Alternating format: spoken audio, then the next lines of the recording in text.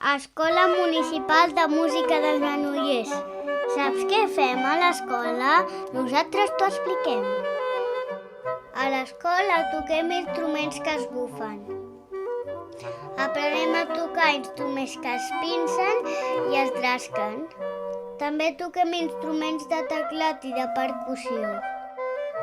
I esclar, una pila d'instruments que es freguen.